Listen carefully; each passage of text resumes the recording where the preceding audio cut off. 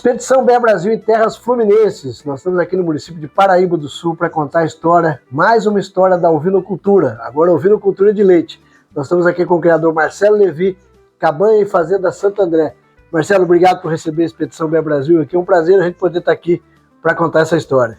É uma honra nossa receber você aqui e poder divulgar mais sobre a ovinocultura. É uma obrigação de todo criador. Obrigado, Marcelo. Marcelo, aí falando um pouco da história, como é que começou a ovinocultura aqui na propriedade, na Fazenda Santo André? Eu faço queijo desde os 13 anos de idade, né? Como atividade ajudando meu pai, mas a gente era criador de pardo suíço, né? E eu tive uma vontade de ir para a Suíça fazer queijo, tive até uma oportunidade. E acabei a vida levando para outros caminhos e mais maduro a gente teve uma oportunidade de começar quando a fábrica de banana começou a ter muito resíduo de banana e eu tinha que ter algum animal que comesse a casca da banana. E a primeira opção, logicamente, seria o bovino, né? Mas como eu já tinha feito uma viagem a Portugal, tinha visto os animais na Serra da Estrela, eu falei assim, não, eu vou tentar. E saí aí em busca de animais no Brasil. Foi uma corrida bem difícil, porque não existiam animais disponíveis, né? E eu dei uma sorte, consegui comprar alguns animais ainda do Dedo Verde, e eram animais até bons, e aí se inicia realmente a atividade com a ovinocultura. Nós estamos falando de quanto tempo aí da atividade, do início até hoje? 10 anos. 10 anos. 10 anos. Quer dizer, você começou buscando animais lá em Santa Catarina.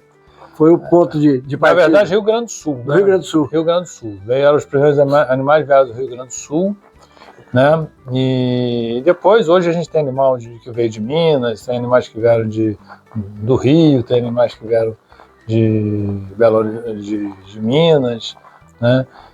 E aí você foi compondo ali o rebanho. Montando o plantel nesse tempo. Isso. Marcelo, fazendo uma linha do tempo aí, né, nesses 10 anos, o que você teve de mais desafios, de mais dificuldades na implantação da atividade da ovinocultura de leite? Eu acho que foi a verminose. Na verminose foi algo muito doloroso dentro da ovinocultura, e em seguida, quase igual à verminose, talvez eu acho até pior do que a verminose, foram os problemas alimentares. Eu acho que a questão nutricional da ovinocultura foi... Duas coisas mudaram o meu cenário, né? A primeira, porque assim, eu parti já de uma genética boa disponível no Brasil. Claro. Mas eu não tinha instalações adequadas, né? E eu não conhecia o manejo.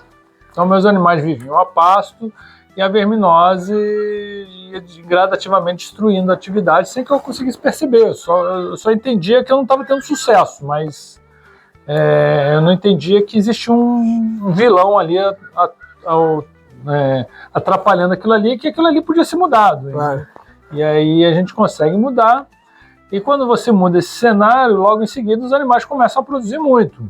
E aí a questão nutricional foi realmente pesada, porque as melhores ovelhas acabam morrendo pela toxemia, a falta do planejamento, dos nutrientes adequados, né? E aí eu acho que foi isso. Nós podemos resumir, então, que a falta do conhecimento técnico foi preponderante. Foi. De um lado a sanidade, do outro lado a nutrição. Foi. Quer dizer, foram gargalos lá no início. Foi aprender com a dor. Foi. A gente tinha um veterinário das antigas aqui em Três Rios, que foi um cara que mudou muito aqui, me ajudou muito nessa mudança, né? E depois, com o falecimento dele, veio a Qualibé, que foi quem realmente tocou aqui, me ajudou no processo de estruturar a a atividade. Inclusive foi uma das primeiras empresas que o Qualibé, quando começou a atuar, foi uma das primeiras oportunidades que eles tiveram de começar a trabalhar, foi com você foi aqui. Gente, né? Eu não sei se foi a oportunidade deles ou a oportunidade minha, né? Juntou as duas. Eu acho que foi mais a oportunidade minha do que deles, né? Então, claro. Foi muito bom a presença da Qualibé. Gosto muito do Felipe e da Gabriela. Inclusive, eles estão com você até hoje. Mais distante, a gente já foi mais ativo na atividade. Que foi amadurecendo, já foi. Hoje menos atuante, mas a gente está, de certa forma, envolvido, sim. Você pode dizer que hoje você está dominando a questão sanitária, a questão nutricional, hoje está tranquilo, você domina aquele momento ruim lá atrás, hoje um cenário completamente diferente. Então, assim, se você for olhar para um cenário onde eu não uso, onde o meu pote de vermífugo está vencido há pelo menos uns 2 anos, quer dizer, então há mais de 3 anos a gente não usa vermífugo aqui na propriedade, eu acho que isso, sim, nesse ponto, sim. Você ter um olhar, dizer que tem pelo menos 2 anos que não tem mastite nos meus animais, também eu acredito que sim. A gente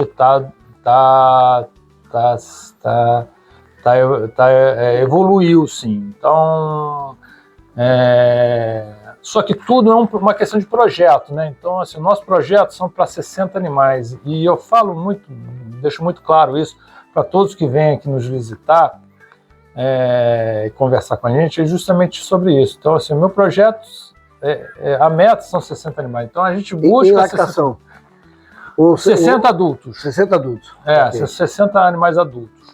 Então, eu não posso, até esse projeto eu acho que a gente está indo. A partir do momento que a gente sair desse plano de 60 animais e ir para um plano de 300 animais, que é o próximo passo, eu acho que os desafios mudam muito. Claro. Tá entendendo? A questão sanitária tem que ser vista de uma forma diferente, o volume de resíduos que você vai aumentar o plantel, os desafios vêm juntos. Vão vir juntos. Entendeu? Treinamento de pessoal, eu acho que também o treinamento também de pessoas é um outro passo fundamental, porque a maior parte das pessoas que trabalharam aqui, até veterinários que vieram trabalhar aqui, muitos deles não sabiam nem como lidar com ovelha, sabiam um conhecimento de ovelha mesmo que o meu, às vezes, entendeu? Então, teve um veterinário aqui que me matou 7 ovelhas de uma vez só aplicando vermífugo, entendeu? Então, a falta também dos profissionais é um problema. Profissionais adequados. Que tem o conhecimento técnico de fato, né? Sim. Você falou um ponto aí, a questão da mão de obra. Como é que está a mão de obra aqui na região, Marcelo? Por onde a expedição tem passado, Minas Gerais, o estado todo, Espírito Santo, né? A gente está falando aí de um apagão de mão de obra, uma dificuldade de mão de obra, tanto a oferta quanto a qualidade da mão de obra. Como é que está isso aqui no Rio de Janeiro? Especificamente aqui em Paraíba do Sul. Realmente a qualidade de mão de obra ainda está muito abaixo. A gente não tem uma mão de obra tecnificada. Então, eu não tenho um profissional que teve algum tipo de treinamento. Então, uma parte do aperfeiçoamento dele se passa em estar dentro da fazenda. Ele vai aprendendo dia a dia com a atividade. Dia a dia na atividade, entendeu? Então, isso é um grande desafio, né? E como você não consegue contratar outros funcionários qualificados, você muitas vezes não consegue aumentar a qualificação da sua atividade porque você não tem gente qualificada o suficiente. Então, isso realmente é um empecilho. A gente vem buscando soluções onde eu gaste menos mão de obra. Por exemplo, domingo é um dia que eu não tiro leite, normalmente. Entendeu? Eu deixo para os cordeiros. Entendeu? Então... Porque você tem essa dificuldade da mão de obra. Dificuldade. Tem que revezar, tem que folgar. Entendeu? Então é um dia que a gente deixa os animais sem ser ordenhado e acaba ordenhando segunda-feira de manhã cedo, né? E o animal melhor é ordenhado também na segunda tarde, entendeu? E acaba que você tem que ter aí essa equação, né? De buscar adequar a sua oferta, disponibilidade de mão de obra com a atividade em si, né? Sim, eu acho que nesse aspecto a ovinocultura é melhor do que outros. Uma vaca você não pode deixar de ordenhar. Não tem como. Não tem como. Mas ovelha você consegue. Você acaba o cordeiro da conta ali, sem um... e se você não tiver o cordeiro, se você deixar de um dia para o outro... Não é um problema. Não é um problema, que a ovelha vai estar com o úmero bem cheio e no dia seguinte você vai tirar consegue ordenhar ela. Falando em desafios, 10 anos depois, né? Você teve lá atrás a sanidade, a nutrição como desafios. Hoje, né? Cabanha, hoje, como é que tá? O que você vê como desafio hoje da sua atividade? Então, o desafio é não crescer demais. Na ovinocultura, a gente tem muitos desafios, mas crescer demais na atividade é um desafio grande, né? Por várias razões que ao longo do tempo a gente vai conversar aqui, mas o animal é muito prolífero, né? Então, quando você vê, você está cheio de animais. O ciclo é muito curto, né? Você aumenta o rebanho rápido, 2 anos você muda tudo, né? Muda. E assim, o que a gente tem que ter é um olhar realmente para seleção de bons animais. Entendeu? Claro. Logicamente, com um animal às vezes ruim para mim, pode ser um animal excelente para um outro produtor. Depende do seu critério, né? Exatamente. O critério de cada um. De cada um, entendeu? Do que momento que você está, claro. Entendeu? Então, assim, você tem que botar animal para fora. Você tem que vender animal. Isso é um ponto estratégico. Você tem que entender isso. Se você não conseguir entender, você vai ter 100 animais, com 10 deles, eu vi vários produtores nessa atividade, assim, com 100 animais adultos e só 10 produzindo. Isso aí não fecha a conta nunca. Entendeu? Você toca num assunto que, nas viagens da Expedição Bem Brasil, visitando a caprinocultura leiteira, tem sido muito foco dos produtores de caprinos leiteiros. Tem poucos animais, mas animais de boa produção e produtivos o ano todo, né? Você tem um ciclo de produção com uma produção individual por animal, com persistência e lactação. Quer dizer, esse é o foco que a caprinocultura leiteira vem fazendo com seleção genética, com seleção dos animais. Você acha que a ovinocultura vai caminhar, a ovinocultura de leite vai caminhar para isso, dentro desse foco que você está colocando aqui? Vai. Tem gente boa no mercado que está olhando isso, que vem fazendo desenvolvimento genético. A gente está junto dessas pessoas, então a gente, de uma certa forma, recebe sempre, infelizmente ainda não por inseminação artificial, mas pela compra de cordeiros de qualidade, né, de carneiros de qualidade, e aí mantendo, a gente já tem aí 7 gerações de animais, de bons animais, né? Então com isso você acaba tendo animais dentro do padrão que a gente quer, mas existem desafios, por exemplo, a questão dos ligamentos do útero dos animais. A gente vê nitidamente que os tetos dos animais no Brasil não tem a gente consegue até aumentar a produção, mas não consegue aumentar a qualidade desses tetos para que eles possam suportar tal atividade. Então, faz parte desse processo de seleção genética também a conformação, né? Conformação de útero, ligamentos, tamanho de teto, isso tudo é trabalho da genética, né? Exatamente. Seleção, como você não tem quem faça isso de uma forma criteriosa, seriam pessoas trabalhando muito bem, mas talvez não com o critério que você tem hoje na bovinocultura. Claro. Né? Então, essa evolução tem sido mais lenta do que a evolução da produção de leite. Inclusive, nós, na oportunidade que tivemos de visitar alguns criadores de ovinos de leite, por exemplo, o Vicente Marins, lá em Soledade, um abraço, Vicente.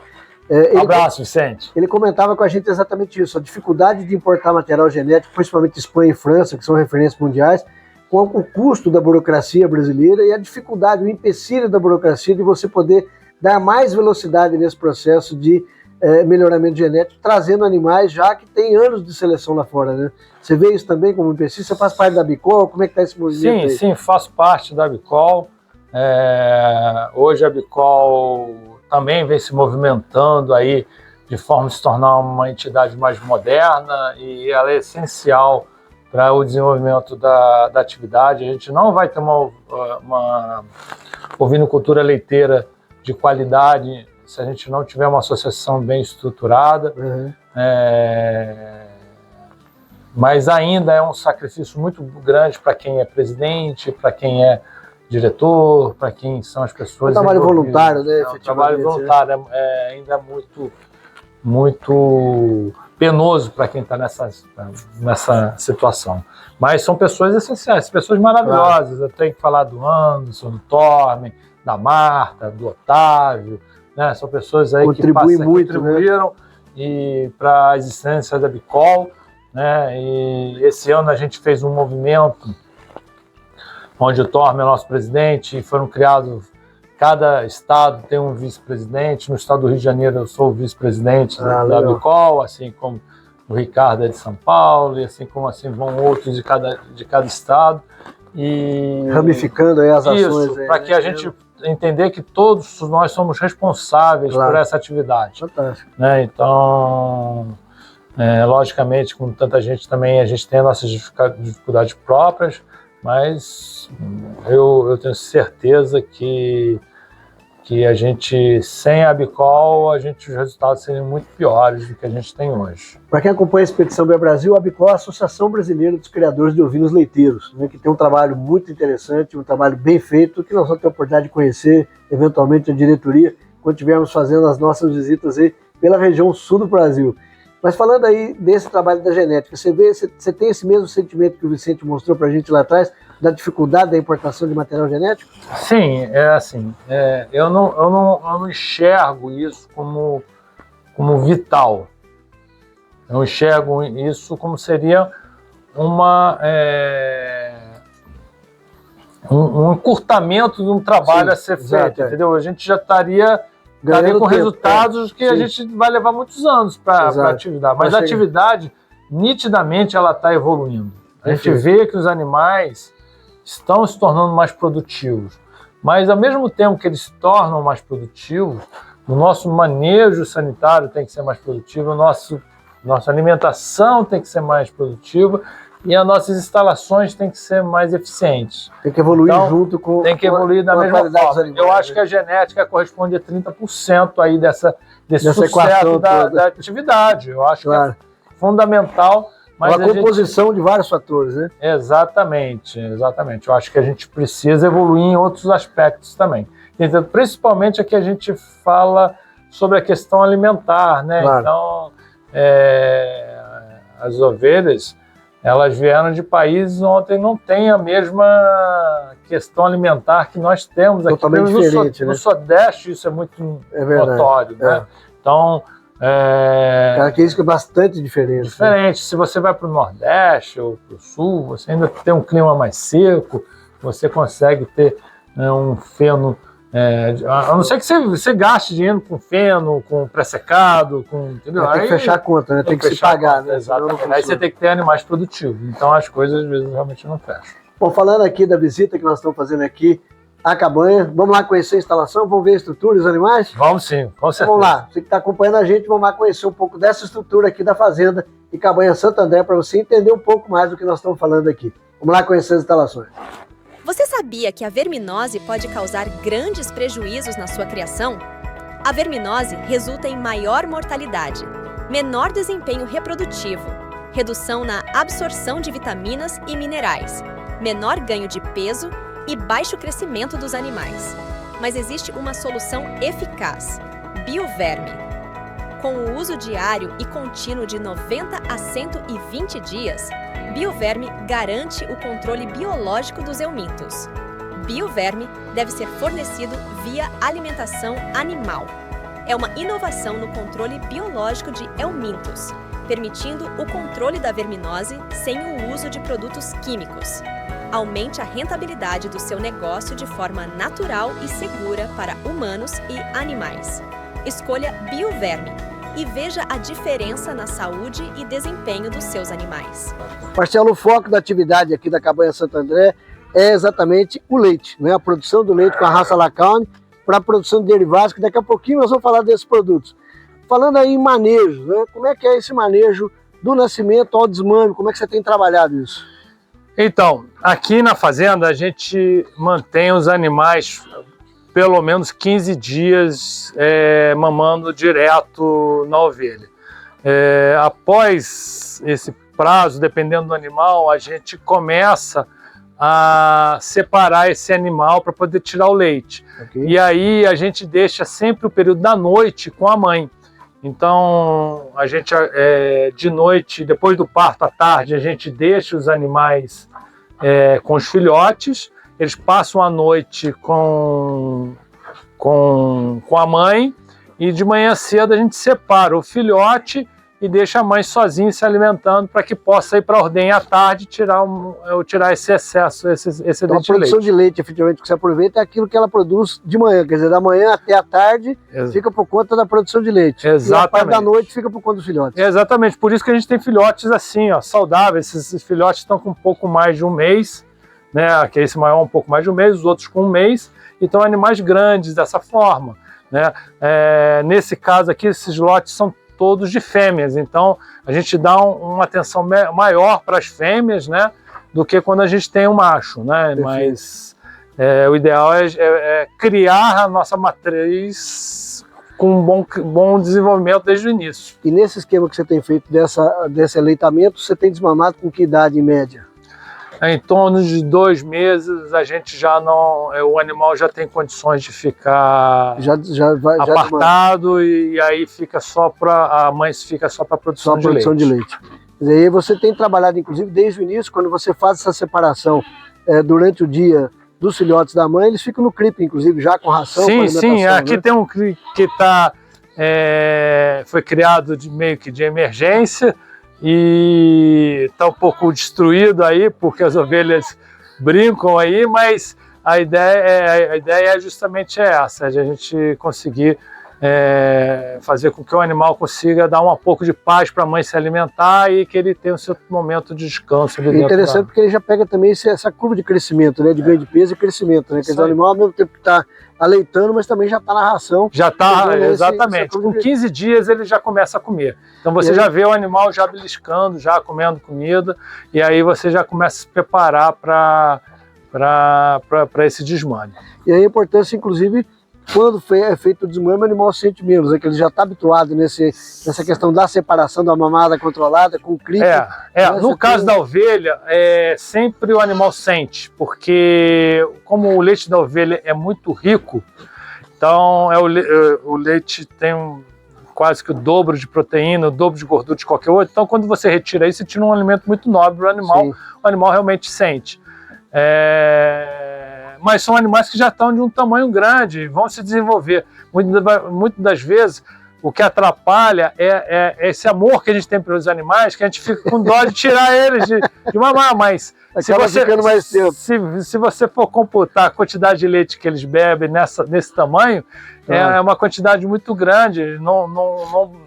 Esse leite que eles bebem você não consegue vender um animal desse no futuro e pagar esse leite. Não acontece isso. E nesse caso, inclusive, você tem dado essa atenção especialmente para as fêmeas, que são as futuras matrizes aqui da fazenda, né? Exatamente. A atenção é justamente como a gente vem num crescente, aumentando gradativamente o plantel. Esses animais do plantel de elite sempre ficam com a mãe um tempo maior. Logicamente, animais que a gente considera que não fazem parte da elite, eles ficam com um tempo menor. Isso é tudo um bom senso, a gente vai avaliando animal por animal. Nós estamos tendo a oportunidade de ver o manejo aí com os recém-nascidos, do nascimento até o desmame. Tendo a oportunidade de ver aqui, uma vez que a importância e o interesse maior aqui é a produção de leite. Então há um manejo reprodutivo e um manejo também em relação aos filhotes nascidos bastante diferente do que a gente vê na ovinocultura de corte. Marcelo, ovinocultura de leite. Mas nós estamos vendo aqui também caprinocultura de leite. Que história é essa? Por que está entrando a caprinocultura aqui? Então, a gente entende que a ovelha demora um pouco para conseguir volumes que sejam viáveis economicamente. Então, a cabra ajuda muito nesse processo, porque a gente aumenta o volume de leite. Em um queijo feito com a mistura de ovelha e cabra, são queijos muito bons, né? Espanhóis, principalmente os espanhóis, têm uma tradição muito grande de misturar vaca, ovelha e cabra na formulação dos mistos aí, né? Exatamente. Famosos, inclusive. Você, inclusive, vai estar lá com o Fabrício no Caprio do Lago. A gente já fez alguns trabalhos lá juntos, né? Levando aqui o leite da ovelha para lá, ele com a cabra dele, pegamos um leite de vaca e fizemos queijos muito legais. Já estão tendo essa experiência? Já. Então, eu entendo que às vezes, para atividade, até que você consiga volumes adequados, você precisa de um outro animal que seja mais eficiente em volume de leite, para que você possa ter leite suficiente para a produção dos queijos. E aí a gente tem aqui duas cabrinhas Sanes, né? Ok. E temos algumas murcianas. Tô vendo que você já está entrando com a murciana. Aliás, uma raça que está aí expandindo muito no Brasil, né? Quer dizer, o pessoal foi buscar essa raça aí na Espanha e a gente vê um crescimento muito forte aí da murciana já no Brasil, nos produtores de caprinos leiteiros, né? Aqui a gente ainda está aprendendo, mas a ideia é realmente aumentar a disponibilidade de leite de cabra, né? E aqui no caso a gente está com as duas raças para poder realmente enxergar o que é melhor para o meu sistema. E aprendendo para ver como é que vai ser esse trabalho. Com certeza. Estou vendo mais essa estratégia aqui da Cabanha Santo André, também com a implantação da caprinocultura leiteira dentro da estratégia de produção de leite e produção de queijos finos, que nós vamos falar daqui a pouco dessa estratégia. Bom, Marcelo, tivemos a oportunidade de conhecer lá a instalação, que chama atenção, né, esse trabalho que você fez aqui, de ter um conceito de instalações, né? Você falava para a gente, inclusive, que com base nessa experiência que você teve, vem agora algumas alterações, inclusive com relação à pista de trato e outras alterações que você pretende fazer na ampliação. Como é que é essa história? Então, a gente evoluiu muito bem a questão da sanidade do galpão, né? Então, a presença do sol ajudou bastante a manter os animais bem sadios, né? Só que a gente entende também que a gente tem muito corredor e é área construída, né? Então a gente tem a possibilidade de, num próximo projeto, ir para dois caminhos, né? Um deles é fazer um projeto similar e botar uma esteira para alimentação dos animais e ter dois grupos de animais, né? Okay. Ou ir para os animais em pallet e fazer uma limpeza do aprisco com água e usar um biodigestor, que é um investimento muito maior. Uhum. Então, a primeira coisa é a consolidação mesmo do negócio, e aí depois a possibilidade da gente poder ir para essa segunda etapa. Segundo momento. Inclusive, você fala dessa pista, né, tendo a possibilidade de ter uma esteira, né, que vai facilitar o trato, que ela vai percorrer todo o ambiente. Isso também otimiza a mão de obra, né? Quer dizer, além de facilitar a limpeza, a mão de obra, quer dizer, você está focando um pouco nisso também. Sim. A ideia nas minhas visitas à Espanha foi um lugar que me marcou bastante. O que eu vi era muitas fazendas onde era um funcionário para 1000 ovelhas. Como que nós vamos ter resultados funcionais se eu tenho um funcionário para 20 animais, 30 animais? De fato, a gente está muito longe. Fixo ali é mais exatamente. A nossa eficiência está muito longe de outros concorrentes. Então, e ela passa necessariamente por mecanização, né? Não tem jeito. Né? Passa por mecanização. Isso aí é uma situação da sociedade, entendeu? Nós não vamos mais ter funcionários que tenham que pegar no braçal, numa enxada, botar, esse funcionário vai acabar. Então a gente precisa... Já está muito difícil, né, de ter, né? Então tem que ser construído um cenário onde a gente consiga ter uma produção eficiente com baixo esforço humano. Inclusive, falando dessas esteiras, né, nós temos aqui uma característica também no Brasil, que são as mineradoras, a presença das mineradoras em várias regiões do país, em que a gente tem a reposição daquelas esteiras, né, e que você acaba comprando essas esteiras com muita facilidade no mercado, que acaba tendo um custo-benefício também, até para otimizar essa instalação, utilizando essas esteiras transportadoras de minério, que ela reciclada ou reutilizada, ela funciona muito bem para essa função, né? Sim. Pode ser uma opção. Sim, nos portos também tem essas esteiras. Uhum. A gente só troca a mão de obra, né? Troca a mão de obra braçal para um cara que agora vai tirar nosso dinheiro na manutenção da esteira. É um fato, é verdade. Mas sim, eu acho que sim. Eu acho que esse processo é forte na minha cabeça. Eu entendo que com isso eu vou ganhar área de galpão. Eu acho que eu não tenho que ter corredor, que corredor é uma área perdida dentro de um galpão, é área construída perdida. Então eu acho que sim, eu acho que isso tem que ser mudado. Porque a gente visitou várias propriedades que estão utilizando esse borrachão, o famoso borrachão, popularmente conhecido como borrachão, nos coxos fixos, né? Que além da vida útil longa desses coxos, facilita a limpeza, quer dizer, nesse conceito que você traz de utilizar isso como uma esteira que vai percorrer, quer dizer, você pode perfeitamente estar utilizando esse mesmo material. Sim, aí, é o mesmo material e é a simplicidade. Você vai ter que ter uma instalação para a sua elite, e essa elite vai gerar os animais que vão ficar no segundo galpão, e aí nesse segundo galpão você vai ter 2 estações de monta. Perfeito. Um animal vai estar de um lado do coxo, é um grupo, e o outro grupo é o outro animal. Falando em reprodução, né, o foco da propriedade da ovinocultura leiteira, obviamente, é o leite. Né? Certo. E aí, bem diferente da ovinocultura de corte, você tem todo um desafio. Primeiro, de ter animais, como a gente falava há pouco aqui, com produção individual por animal, e também a questão da persistência da lactação. E o manejo reprodutivo influencia nas duas situações, né? Uma questão é genética, outra nutricional, obviamente, mas o manejo reprodutivo vai influenciar nessa produção, né? Como é que você está trabalhando esse manejo reprodutivo aqui na propriedade? Então, a gente trabalha com 2 modalidades, né?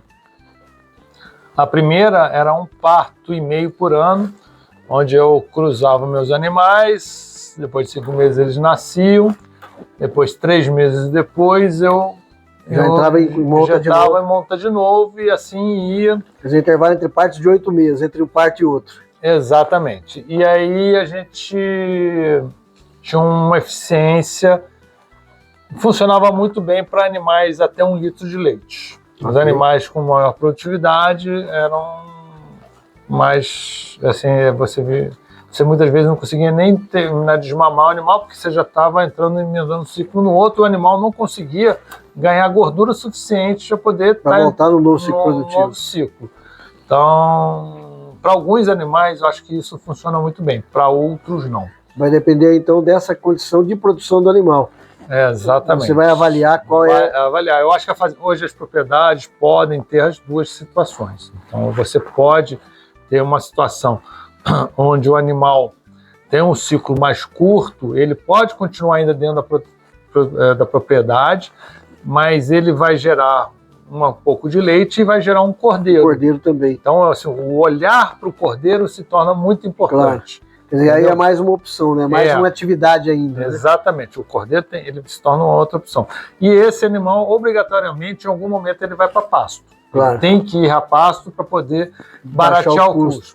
E os animais com maior produção entram no outro ciclo de reprodução. Outro ciclo de reprodução. Aí, no caso, seria um parto ano. Um parto ano. Então, você pode ter 2 momentos aí, vai depender dessa avaliação individual. Exatamente. Você vai formar categorias aí de acordo com essa... Porque quando você bota no cruzamento contínuo, nem todo animal vai conseguir completar o ciclo. Então, assim, perfeito. Daqui a 3 meses eu vou botar, mas não quer dizer que ele vai cruzar ali, ele pode só cruzar 45 dias depois, né? Ou então ele vai sair do meu ciclo reprodutivo, vai ficar vazio naquele período. Então, eu tenho que ter um selecionamento, uma visão de tirar esses animais do sistema, né? Que não conseguiram engravidar nesse período, né? Mas eu acabo ficando com animais secos também. Então, assim... ajustar isso é fundamental. Né? Você começa a não ter, quando você não tem uma estação de monta, você não tem uma uniformidade do plantel. Então, toda hora tem animal entrando e saindo, entrando e saindo. Então, para essa atividade, você tem que ter um volume muito grande de animais. Aí tem que ver se a conta fecha, né? Porque você tem instalação, você tem custo, você tem mão de obra, né? Você tem que ter muitos animais, porque aí você tem que... Uma hora uns vão entrar na sequência certinho, outros não vão entrar, um vai atrasar. Então, toda hora está nascendo, daí tudo bem. Se você tem aí 200 animais, você vai estar sempre com leite. Então, ajustar isso aí é um fator importante. Quer dizer, o olho no manejo reprodutivo, de acordo com o tipo de animal que você tem, formar as categorias diferentes e pensar de forma diferente categorias é fundamental. Né? Fundamental. Acho que você enxergar o seu animal, enxergar se ele se ele deve estar na sua produção, é fundamental. E aí, ajustando aqui, a questão do manejo reprodutivo com a questão da nutrição, né? A sua estratégia aqui, nós vamos ter a oportunidade de conhecer daqui a pouco lá, é trabalhar aqui com capiaçu, fazendo silagem, fazendo a formulação de ração na própria propriedade. Né? Como é que está essa questão do manejo nutricional, as exigências por categoria, como é que você divide isso aqui hoje na propriedade? Então, o capiaçu é uma questão estratégica, porque ele tem um custo muito baixo de silagem e uma boa aceitação dos animais. Então,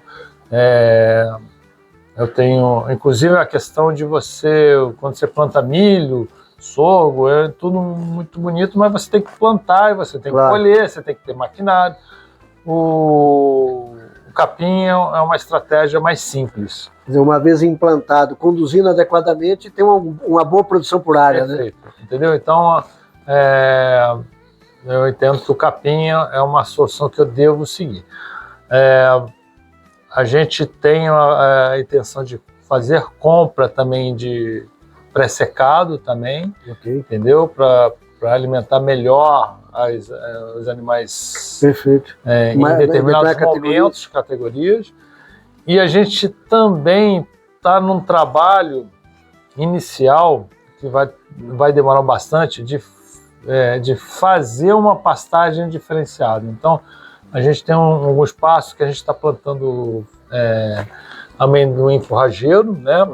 E a gente quer plantar outras leguminosas. A ideia é plantar pelo menos 7 leguminosas diferenciadas. Fazer um banco de proteínas ali. Exatamente, para que esses animais visitem esse pasto em uma condição... De acordo com a categoria, no caso? Exatamente. Categorias diferentes, vai para um pasto melhor ou pior? No caso, não é que nem questão de categoria, porque o animal que vai estar estabulado, ele vai estar sempre estabulado. Entendeu? Esse animal, eu dificilmente vou botar ele a campo. Mas o animal que vai a campo, ele vai fazer uma rotação de cultura. Entendeu? Então, assim, dividir por categoria seria ótimo, mas eu acho que nesse primeiro momento é um pouco inviável. Vai ter duas situações ali. O importante para mim é a rotação, eu preciso fazer a rotação. Como é que você está vendo aí a produção e a produtividade aqui do capiaçu, a produção de silagem? Você tem feito aí algum cuidado especial na produção dessa silagem? Como é que é esse trabalho da silagem do capiaçu? O capiaçu tem alguns problemas, né? Um deles é o crescimento de braquiária no meio dele. É um grande problema que interrompe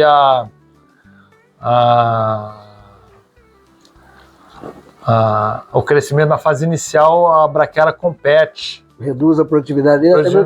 Até que ele ganha uma certa altura, depois ele vai sozinho. Mas a uma certa altura ele permite o crescimento da braquiária. Então, a gente enxerga que a grama amendoim em consórcio com o capim-açu é uma boa estratégia. A gente também enxerga 4 cortes com meta de produção. A cada quanto tempo esse corte aí? Nós estamos falando do período das águas, sem irrigação? A gente, hoje, sem irrigação. Então, a gente faz uma boa fertilização do capim, a gente usa muita compostagem das ovelhas, muito material nitrogenado. Sempre que possível, a gente faz uma análise do solo, né? E talvez com a grama amendoim a gente tem uma necessidade de menos nitrogênio, entendeu? Então, e esses 4 cortes, você faz 3 cortes nas águas, um corte no período de inverno? 3 cortes no período das águas e um agora no inverno. E te dá uma produção boa por área? Você tem conseguido um bom resultado aí? Sim. Hoje talvez eu não tenha como aferir isso, mas a gente tem, sim. Está atendendo a sua demanda, a sua necessidade. Está atendendo a minha necessidade. Você falou dos desafios de fazer assim, uma boa silagem, né? A gente sabe que a umidade é uma delas. Aí o ponto de corte do capiaçu também fundamental. Como é que tem sido essa experiência sua aqui? Então, a gente teve problema, assim, na fase inicial com o capim-açu, pela umidade dele, mas hoje a gente domina isso bem, usa duas técnicas básicas que eu acho que todo mundo usa, que é cortar o capim-açu, esperar, você corta num dia, só vai fazer a forragem no dia seguinte, né? Às vezes até no outro, vai desidratar um pouco. né? E o uso de um volume maior de farelaço para poder absorver esse líquido. Você está usando aí fubá, polpa cítrica? Qual a proporção que você tem usado aí, em torno de quantos por cento? Isso só o Reginaldo vai saber. Ele que é que domina, que é que tá na prática, na prática lá. Ele que sabe que domina isso aí. Mas o uso desses farelados, né, tanto da polpa cítrica quanto do fubá, além de aumentar a palatabilidade, ajuda na fermentação e evita aí, né, problemas com a armazenagem disso ao longo do tempo. Isso hoje é uma técnica dominada, aqui está tranquilo de produzir. Sem problema nenhum. E a gente ainda tem a questão da silagem em sacos. A ideia no futuro é já preparar uma silagem com uma alimentação diferenciada para determinados animais. Então, aquele plantel que é o da elite pode ter uma alimentação já pronta, inclusive com que você vai colocar já um concentrado de acordo com a categoria. Tudo ali dentro e você já leva de acordo, já faz e deixa separado para ele. Você vai ter sacaria de cor diferente para categoria. Para cada categoria, sim. E aí você vai trabalhar o uso do concentrado em função disso. Exatamente. Perfeito. Vamos lá conhecer essa estrutura, conhecer a capineira, a produção da silagem? Vamos lá, vamos ver isso. E nós vamos ver também uma outra estratégia interessante aqui, que é a utilização dos resíduos do doce de banana produzido aqui na propriedade, que é um outro assunto que nós vamos tratar. Nós vamos conhecer essa estratégia agora lá no curral. Então vamos lá conhecer a parte da nutrição. Marcelo, outro detalhe aqui, da produção de banana não se perde nada, né? Nada. Tem uma parte, inclusive, interessante que a gente vai ver aqui agora, que é a utilização da casca na nutrição dos animais, é isso? Isso mesmo, tá? Vou botar. A casca é rica em fibra, né? E tem bastante açúcar, né? Então, é algo que os animais gostam. Assim como a gente gosta de um docinho, eles também gostam de um docinho, né? Eles comem principalmente a casca, a parte mais dura, eles não comem e acabam deixando, porque a ovelha é extremamente seletista, bastante, né? Seletiva. Então, o consumo tem que ser moderado, né? Porque se deixar, eles só comem isso. Tem uma quantidade, uma sequência semanal que você utiliza? Como é que é feito esse fornecimento? Na verdade, isso é dado como um extra, sempre no final do dia. A gente, dependendo do descasque lá, dependendo da qualidade da casca, a gente traz para os animais para que eles possam comer. Tá? Mas uma quantidade limitada também. Limitada, não é pesada, é sempre como um extra. Mas a gente vê que nunca sobra produto. No final do dia, tudo é devorado. Elas entram de boca cheia, né? Então já tem essa... É interessante isso, né, Marcelo? Você poder aproveitar, inclusive, melhorando essa condição nutricional, né, dos animais, dando a oportunidade, inclusive, de reduzir custos. Né? A gente também dá a folha da bananeira, que é rico em tanino, né, e que ajuda no controle da verminose. Também. E a gente aqui já tem, ano retrasado, a gente foi ver o frasco do vermífugo nosso e estava vencido. A gente já tem aí uns 3 ou 4 anos que a gente não vermifuga nenhum animal. Então eu acho que isso é um ponto positivo, que o manejo e a própria folha da banana vem contribuindo para esse ambiente saudável dos animais. E até lembrando que a verminose é um grande problema da ovinocultura mundial, né? Quer dizer, você ter essa condição de controle é fantástico. Sim. Isso me deixa muito satisfeito aqui com essa possibilidade, tá? E tem mais uma outra coisa, a gente acredita também que uma parte do que eles comem, de uma certa forma, passa para o leite e dá o terroir do nosso queijo. Do produto, efetivamente, que você vai ter aqui, né? Nós estamos tendo a oportunidade de ver esse aproveitamento aqui da casca de banana, da produção aqui da bananada, né, na fazenda, que é outra atividade também aqui da propriedade, e tendo a oportunidade de ter uma alimentação com baixo custo, né, complementando o trato aqui com os animais aqui na propriedade. Marcelo, vou ter a oportunidade agora de conhecer aqui, né, um trabalho que você fez aqui, aliás, a sua ideia, a sua concepção, que foi uma instalação, um conceito diferente da instalação, buscando aqui bem-estar animal. Fala um pouco pra gente desse conceito. Então, assim, a gente sempre pensando no mais simples, né, e em baixo custo. Então, boa parte do material utilizado foi feito com material da fazenda, o eucalipto é da propriedade, né? E a gente usou alguns arcos que tinham sido usados aí de uma estufa usada do vizinho que quis vender, a gente pegou e acabou montando. Os nossos veterinários, quando chegaram aqui, viram a estrutura, gostaram da ideia e compraram a ideia, né? E a gente, qual o grande objetivo disso aqui? Simplicidade, baixo custo e usar o sol como nosso aliado. Então aqui a gente consegue desinfetar a cama dos animais, né?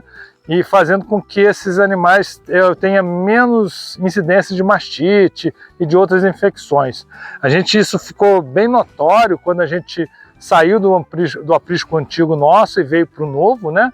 E hoje, assim, com certeza eu não quero mudar, eu quero melhorar o que eu tenho, né? Então a gente usa um plástico de estufa em cima, né? Okay. E tem uma tela que reflete o sol, que é uma tela de uma empresa israelense, e que ao refletir diminui muito o calor dentro do calor embaixo. Vamos ter a oportunidade de ver, inclusive, lá dentro. Nós estamos aqui com o sol escaldante agora aqui, nós com certeza temos um ambiente adequado a isso. Né? Isso aí. Vamos lá para conhecer? Vamos ver essa estrutura. Vamos lá. E que chama a atenção, você falava aqui, né, utilizar aí os princípios da instalação, durabilidade, economicidade e também a funcionalidade da instalação, né, Marcelo? Sim. A gente, voltando a dizer, a gente usou boa parte do material, o material da propriedade, né? Os outros materiais são materiais baratos, a gente usa serragem utilizada direto no chão, né? E depois vira uma compostagem de excelente qualidade que a gente usa depois, tanto para o capim quanto para as bananas. Né? Então faz um ciclo fechado. Aqui, exatamente, né? A ideia é isso. E eu tenho certeza que aqui vai ser no futuro o lugar mais fértil da propriedade, vai ser isso aqui. Se um dia eu tiver que desmontar aqui para plantar alguma coisa, aqui com certeza vai produzir muito mais do que em outros lugares. E aqui assim, ó, tá vendo? A gente está o sol quente, a gente realmente num ambiente agradável, né? Os animais bem, a gente não vê estresse térmico para esses animais, né? E camas secas, né? Eu acho que é o mais importante, esses animais terem uma cama seca para o bem-estar dele e evitar a proliferação de doenças bacterianas. Um detalhe aqui da instalação, né? Pé direito alto, uma boa ventilação, você tem a orientação aqui, né, também em relação ao sol aqui, né, da instalação.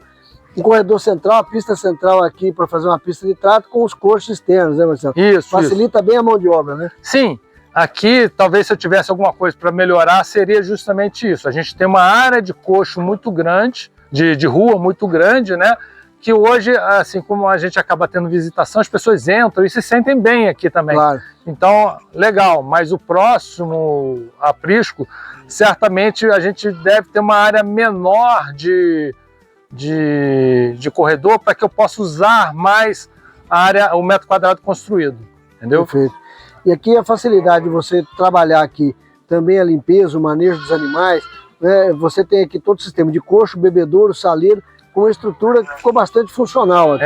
Inclusive os nossos bebedouros, alguns ainda estão dentro, mas a gente está fazendo o movimento de botar eles para fora do aprisco, justamente para evitar a entrada de água no aprisco, tá? Que seria mais uma fonte de umidade dentro do aprisco. Claro. Quer dizer, mantendo aí toda essa condição, essa parte de ambiência, né? Como você falava, a gente vê os animais aqui que acabaram de ser alimentados aí com a casca de banana, e o ambiente tranquilo, os animais estão tranquilos aqui com essa estrutura que foi feita aqui. Né? É uma estrutura que veio para ficar, o modelo. Com certeza, eu acho que... Vai ser aperfeiçoado. Eu acho que isso às vezes a gente tenta imitar modelos estrangeiros para uma realidade que não é nossa. Claro. Essa aqui é uma realidade nossa, um custo baixo, o sol tem que ser o nosso aliado. Com certeza. E ajudar na climatização. A gente talvez tenha que evoluir, sim, em momentos que a gente chegue em alguns momentos mais extremos, mas em 90%, 95% do tempo a gente tem um ambiente saudável para os animais. Paraíba do Sul, nós estamos na região de altitude média aqui, Marcelo. Então, Paraíba do Sul tem 350 metros, Mas aqui a gente está em 550 metros. 550 metros da propriedade. De altura. Quer dizer, já está uma condição de clima um pouco mais favorável. Onde a sombra é um pouco mais fresca. Exatamente. Entendeu? Logicamente, lugares onde você tem uma umidade muito alta, talvez seja um grande problema, mas para um lugar onde você tem uma sombra mais fresca, sim, eu acho que funciona bem. Perfeito, então nós estamos tendo a oportunidade de vir aqui, Cabanha Santo André, Fazenda Santo André, aqui no município de Paraíba do Sul, com o criador Marcelo Levi. A estrutura que foi montada com a concepção que o Marcelo trouxe, da funcionalidade, baixo custo, a durabilidade da estrutura, extremamente focada no bem-estar animal. Esse é o momento que elas voltam da ordenha, já volta aí. Já volta, já apreciando a casca da banana. Né? Conhece muito bem aqui a casa, né? Ficam muito condicionados, né, Marcelo? Ficam facilmente condicionados, né? Ficam. A gente não tem problema nenhum com os animais. No início foi uma dúvida nossa se os animais iam voltar ou não, mas você vê a ordenha fica a uma certa distância, né? E assim mesmo elas vêm pro aprisco sem problema nenhum. Ficam facilmente condicionados, né? Estou vendo o lote que estava sendo ordenhado, retornando da ordenha e já aproveitando aqui, né, o fornecimento aí da casca de banana, como a gente falava, a utilização da casca de banana na nutrição.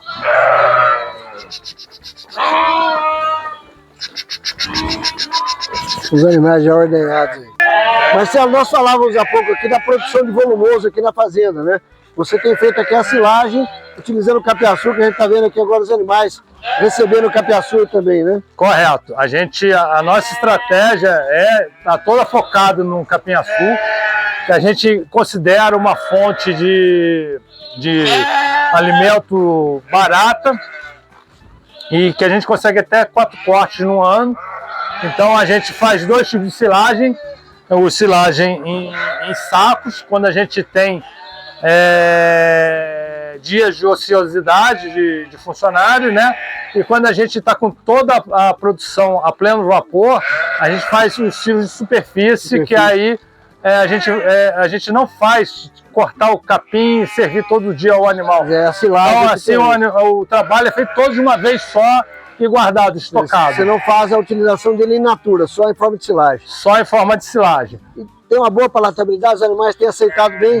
Aceitam muito bem. Muito bem. Você faz algum enriquecimento da silagem? Sim, eles levam sempre polpa cítrica, né, o fubá, e aí é o veterinário que manda o que a gente vai botar. Que ajuda, inclusive, na fermentação, né, e também melhora essa palatabilidade. Né? No caso do capim-açu, ajuda também, o problema grande do capim-açu é a umidade. Então esses farináceos, eles ajudam a absorver um pouco dessa umidade, né, e principalmente no saco, funciona muito bem.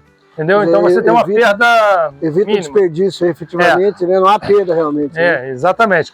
No futuro a gente vai conseguir fazer sacos com alimentação própria para cada tipo de animal. Então, assim, eu já vou conseguir fazer, botar a quantidade de farelos de acordo com a categoria. E guardar de acordo com a cor do saco. Então eu já sei que o saco amarelo é para um, vermelho é para outro, de acordo com a exigência nutricional da categoria. Exatamente. Uma preparação exatamente. Para a gente poder aproveitar melhor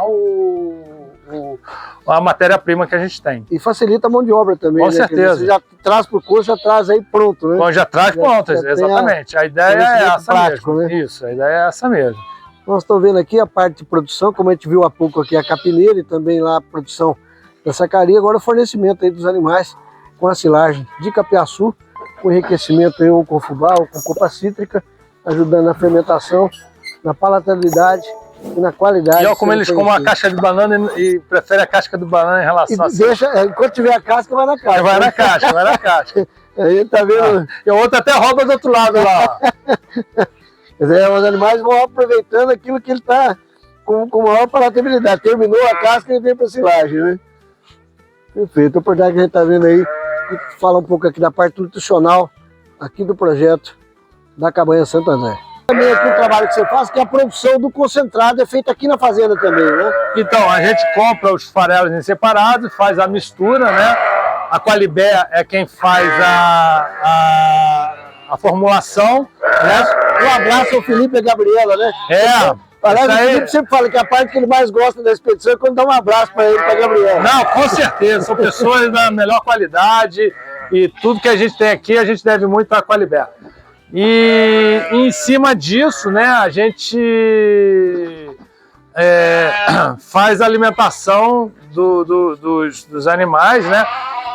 Sempre com cuidado, porque eles são muito seletistas. Então, toda vez que a gente joga assim, aí ele vai atender, se eles quererem comer o farelo, a gente tem que dar uma misturada, que senão Para eles que ele só possa comem... aproveitar tudo. Né? comer toda...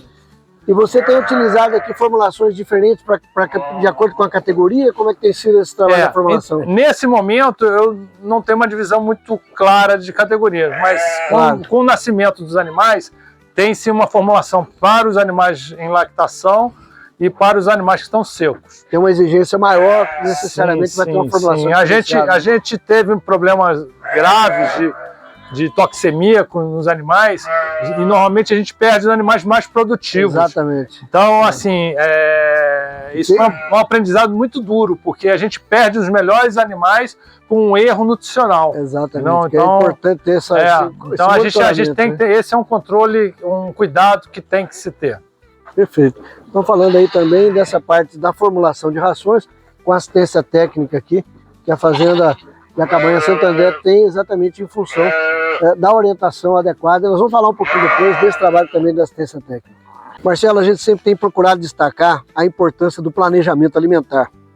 E você tem tido essa preocupação aqui de produzir o volumoso na própria propriedade, mantendo os animais aí com o fornecimento de volumoso o ano todo. Como é que é essa sua estratégia? O que você tem feito nesse trabalho aqui? Então, assim, a base da alimentação dos nossos animais, da parte volumosa, é o capim-açu. Então a gente tem as nossas capineiras são cortadas quando eles atingem 3 metros, a gente está aqui mais ou menos próximo a 2 metros de altura, né? Alguns lugares menos, outros mais. Com 3 metros a gente corta e faz as silagens, sempre de uma vez só, para não ter que ter trabalho todo dia. Okay. Apesar da proximidade do aprisco, a gente sempre corta de uma vez só em sila. E esse é um processo bem difícil na criação da ovinocultura, porque os plantéis tendem a crescer muito rápido. E a gente tem uma dificuldade, às vezes, muito grande de entender esse processo e de manter a quantidade correta. E assim, o que eu posso dizer hoje é que o grande motivo dos meus insucessos foram justamente não conseguir previsionar bem isso. Isso fez com que a atividade parasse, ou o leite diminuísse, ou a questão da fertilidade, a quantidade de animais que foram paridos fosse menor. Tudo isso vem de uma falta de planejamento do volumoso. Então, ele foi aprender com a dor. Exatamente. Então, assim, se você vai aumentar em 10% o seu rebanho, você tem que ter 10% a mais de plantio. Você tem que previsionar isso. E outra coisa, quando você pega um animal que nasce, a partir de 15 dias ele começa a comer.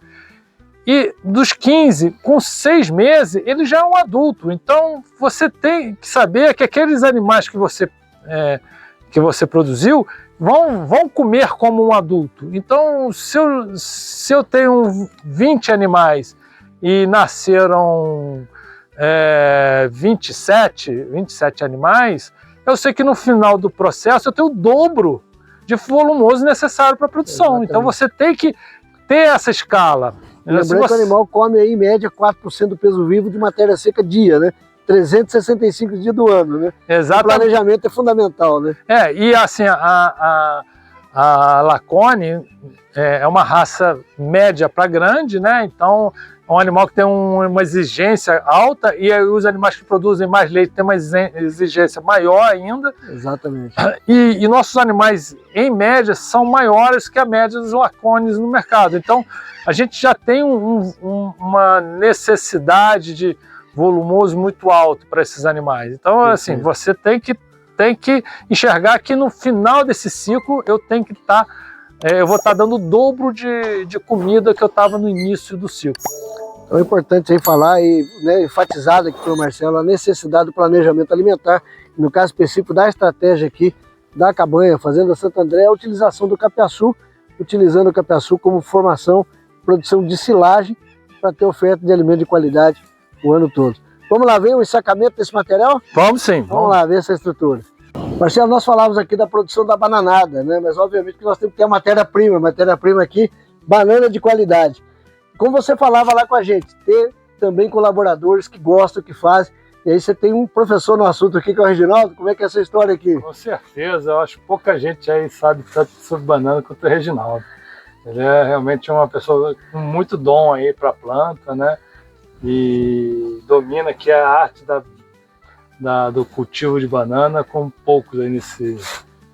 Talvez aí um agrônomo tenha mais vivência, saiba mais coisas técnicas, mas sobre o plantio, o dia a dia. Na prática, não pega para capar mesmo? Aí é o Reginaldo. Os problemas e como solucionar eles, o Reginaldo é uma pessoa de grande valor. Reginaldo, obrigado por estar com a gente aí. Fala um pouquinho dessa experiência de vocês aqui, inclusive vocês têm variedades diferentes. E tem um detalhe aqui, né, que você falava com a gente aqui nos bastidores, que é um trabalho que vocês estão fazendo do adensamento, né, Reginaldo? Como é que é esse trabalho? Hoje a gente trabalha com adensamento porque com a área menor a gente consegue plantar mais quantidade de muda, né? Então a gente vai ter uma produção gigante aí de bananeira, de banana, né? Você tem conseguido fazer um espaçamento hoje, qual que é a O nosso distância de espaçamento pés e hoje, guias? 1,5 m por 1,5 m. 1,5 m por 1,5 fundura, m? nós estamos trabalhando com 40 centímetros de fundura. 40 por 40 de fundura, 1,5 m de espaçamento, 1,5 m. Quer dizer, bem adensado realmente. Bem adensado. Antigamente nós plantava 2,5 por 2,5, 2 por 2. E aqui nós estamos vendo esse adensamento. Agora, E aprovou? A produtividade está indo bem? a gente está vendo que está bem, o bananal está bem carregado e a gente espera que dê certo isso aí para a gente proceder para frente plantando mais e mais. E para o adensamento, o que é o segredo? O que é o pulo do gato? Ele pode contar o pulo do gato ou como é que é essa história? Tem que ter um trato melhor? Tem que ter É melhor para a gente tratar, porque a gente tem muita praga aí, erva daninha, essas coisas todas, então isso aí evita de nascer no meio do bananal também. Mantém limpo, Então, né? Mantém o bananal limpo. Tem menos manutenção. Menos manutenção, a gente põe os tercos, tá aí os tercos tranquilos, os pés tudo limpo, pode vir com adubo, colocar, a gente tem irrigamento também. Hoje nós estamos no canhão, mas nossa ideia aí é botar o gotejamento. Ele vai otimizar, inclusive, essa questão aí. Isso aí, nós vamos entrar com o gotejamento já já. Né? E esse adensamento, Marcelo, trouxe a produtividade, ela vai aumentar em função do número de pés, mas em questão da vida útil do bananal, você mantém? A vida útil diminui.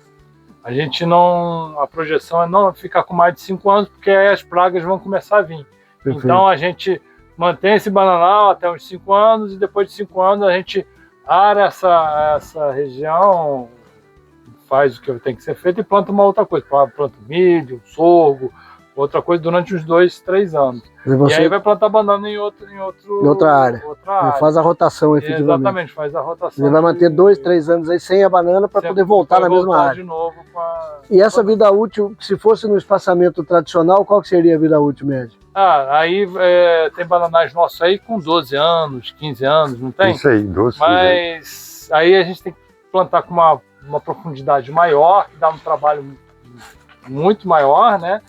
E a produtividade é menor, porque não só pelo espaçamento, mas depois que você passa 5 anos, 6 anos de produção, a banana naturalmente começa a perder produtividade. A capacidade de produção. Então, assim, enquanto você vê, esse aqui é um bananal de 1 ano e meio, já com cachos, a quantidade, quase todos os pés tem cachos de banana colocados aí pela planta, né? Então, a gente consegue, com isso, ter uma excelente produtividade num espaço de tempo muito curto. Né? Esse custo-benefício vale a pena. Exatamente. Que peça você ter uma vida útil menor, mas se você pôr na balança, comparado com outra produtividade, vai ser maior. Porque a produção dela é quase que o dobro do espaçamento antigo. Então, se eu falar em 5 anos de produção, de vida útil, 4 anos de produção, eu teria como se fosse 8 anos de produção. Exatamente. Se o outro regime conseguisse produzir a pleno vapor, entendeu? Reginaldo, você falar com a gente aí de variedades que vocês também estão testando aqui, né? Essa aqui especificamente, que variedade é essa que nós estamos vendo aqui? Essa daqui é o Williams. Nós temos o Williams, tem a Granai, tem a Filha 18, tem a Prata Quem, a Prata Preciosa, a Prata Anã, tem a Prata Caipira e a Prata, a Pratina. que nós estamos entrando com ela agora para poder avançar junto com a Granai.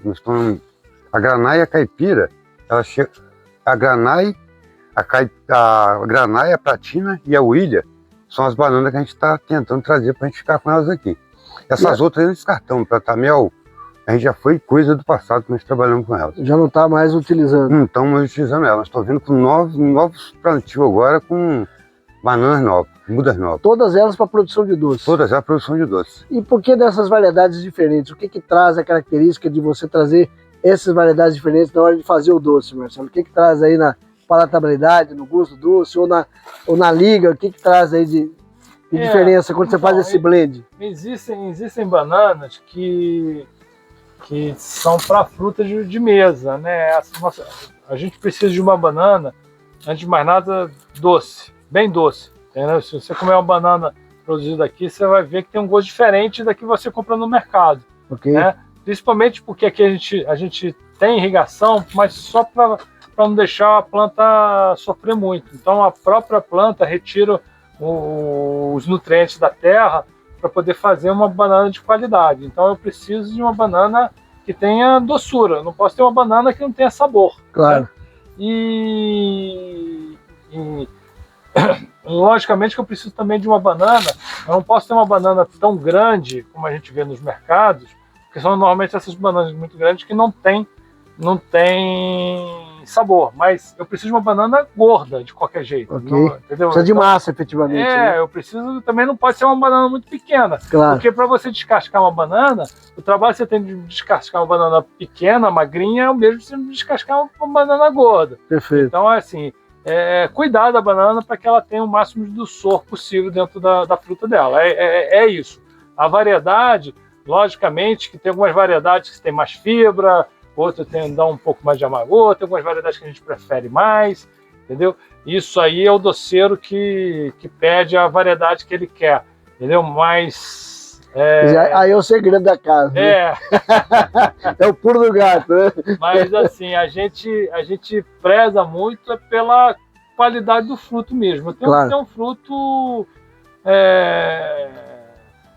saudável e que tem uma boa doçura. E assim, esse é um cenário fácil. Se você vê um bananal onde quase todos os pés têm banana, é sinal que as bananas estão bem adaptadas ao seu solo e estão produzindo. Não tem nada que esteja atrapalhando ela. Reginaldo, quando a gente fala do manejo da bananicultura, né, tem a questão da mãe, neta, filha. Como é que é esse trabalho? Mostra aí pra gente. Aqui eu não tenho a neta, mas eu tenho a mãe e a filha. A mãe é essa que tá com cacho, né? A filha é essa daqui. Já eu vou ter uma netinha que vai sair em algum lugar aqui. Se ela não estiver brotando por algum cantinho, ela vai sair aqui atrás. Aí se torna mãe, filha e neta. Porque esse bananal ainda é novo. Agora que está começando a produzir, mas já ele vai estar com a netinha ali. E cada vez que você faz a colheita, aquele pé que você faz a colheita, você vai tirar ele fora. Isso, a gente tira esse cacho, dá um corte nele aqui, né? Deixa 15 dias, eu venho e corto ele aqui. E faço um queijo aqui.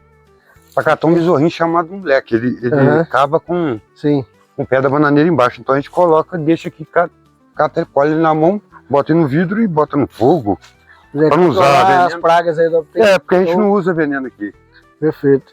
E ainda tem esse detalhe, né, Marcelo? De chamar a atenção para isso, né? Isso. Uma banana que traz esse apelo também, né, da não utilização do agroquímico aqui, né? Sim. A gente, se você olhar para o terreno, se você pisar, você vai ver que o terreno é fofo, né? É fofo. Você vê que ele não é um terreno batido, né? Tá tudo forrado, então, né?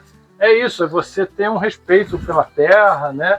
Você poder entregar a planta, o adubo lá que vem das ovelhas. Logicamente que a gente tem que enriquecer com um adubo químico, complementar, porque a planta, ela desenvolve até onde o nutriente X tem. Então, se eu tenho muito de um nutriente e o outro parou aqui, ela só vai até aqui. Claro. Então, tem um equilíbrio aí, né, na nutrição. Né? Então, a análise do solo, entendeu? Essa forragem do solo que a gente tem, isso tudo é importante para essa produção. Perfeito. Nós estamos vendo aqui a oportunidade de conhecer mais um trabalho aqui na Fazenda Santo André, Cabanha Santo André, aqui com o Reginaldo e também aqui desse trabalho de Marcelo Levi, buscando. Nós vamos conhecer um pouco da história da fazenda, daqui a pouquinho nós vamos conhecer um pouco mais desse trabalho. Marcelo, Reginaldo, vocês falavam aqui da qualidade, né? A preocupação com a qualidade. E nós estamos vendo aqui um cacho que vocês estão colhendo aqui agora que traz essa... O que vocês se preocupam com a qualidade é que mostra efetivamente isso, né? Eu acho que o Reginaldo é a melhor pessoa para falar sobre isso, porque realmente é quem cuida desses cachos aí com todo carinho, né? Isso aí. E é um orgulho ter um cacho desse assim, né? Provavelmente dá uma caixa e meia aí, não dá? Dá uma caixa e meia de banana. Tranquilo. Caixa e meia de banana. Quanto pesa em média um cacho desse aqui? Um cacho desse daqui eu acredito que ele está pesando aqui uns 60 quilos, mais ou menos por aí. Pelo peso que ele está aqui. Uns 60 quilos, eu acredito. E essa qualidade que vocês têm buscado aqui? Por isso nós estamos correndo atrás de mudas novas, por causa disso aqui, para essa produção de bananas, que é isso aqui. E, inclusive tem um cuidado, né? Se não tiver a colheita na hora com esse peso aqui, pode vir a prejudicar e tombar, inclusive. Ele tomba, ele tomba sozinho. Pode acontecer isso também. Isso aí. Nós estamos vendo aqui a produção da banana, aqui na Fazenda Santo André, aqui no município de Paraíba do Sul, no Rio de Janeiro. A oportunidade de conhecer mais esse trabalho, além da ovinocultura, também a bananicultura e também a produção de doces aqui, oriundo da produção dos frutos. Você sabia que a verminose pode causar grandes prejuízos na sua criação?